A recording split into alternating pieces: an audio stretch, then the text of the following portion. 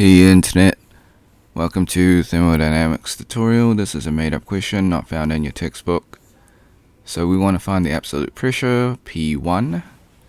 So the green portion here. We've got two fluids in this manometer. So we've got fluid A and fluid B. We got the atmospheric pressure on this side, pushing into fluid B, which has a pressure of 789 millimeters of mercury. Okay, so fluid A has a specific weight of 10 kilonewtons per meter cubed. Fluid B has 8 kilonewtons per meter cubed, and it's also in specific weights. The height of fluid B is 16 centimeters, and the height of fluid A is 6 centimeters. So this is with reference to P1 being the absolute pressure. Okay, we also have a middle reference of 31 centimeters. It's a weird way to dimension for sure. Okay, so basically we are looking at this section and this section. Alright, step 2, list all the unknowns and given values. So the given is just taken from the FBD in step 1. So we've got height A and B for the fluids, 6 centimeters and 16 centimeters respectively. So this symbol is gamma, which represents specific weight. We've got 10 and 8 kilonewton per meter cube, also respectively. We're trying to find P1. In this case, P1 is the absolute pressure. Step 3, find the formula for P1. So P1, which is the absolute pressure, is equal to PATM plus rho GH of fluid A plus rho GH of fluid B. Now, since they give us the specific weights, it becomes gamma multiplied by H for fluid A and B. So, as discussed, what is gamma and what does it mean? So it's a specific weight, so they give us the specific weight, so this is the symbol for the specific weight.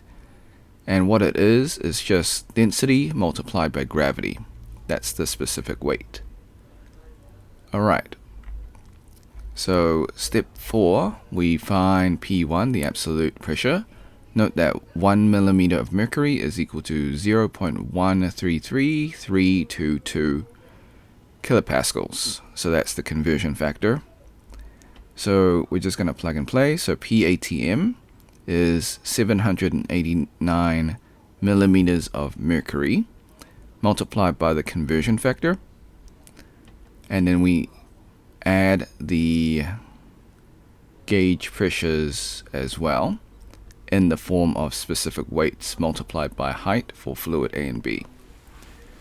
So our specific weights are given in the question, same with the height.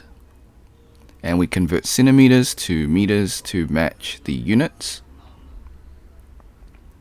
Our P1, our absolute pressure, will be 107.05 kPa. Note that 1 kPa is equal to 1 kilonewton per meter squared.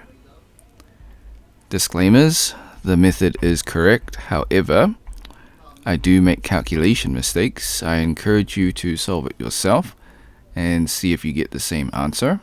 Before we leave, I highly encourage you to save this video onto your PC, just in case this video or channel gets taken down. While I follow all copyright laws, sometimes things just happen. You can save this video by using the snipping tool. Click on the icon in your taskbar. If it's not in your taskbar, type in search snipping tool. Once you have it open, click on video option, then click on new, left click and drag the rectangle to cover the YouTube screen. Then hit the start button for the snipping tool, wait for the countdown. Then hit the replay button on YouTube, let the video finish. Then hit the red button or red square button to stop recording, then save your video. Alright, so like and subscribe, share with your friends, because this is a made up question, so they probably won't be able to find it. If you got questions, comments, or if you found something wrong in the video, leave it in the comment section. I'll get back to you as soon as possible. If you want to support me, become a member or drop a super thanks. Until next time, see ya.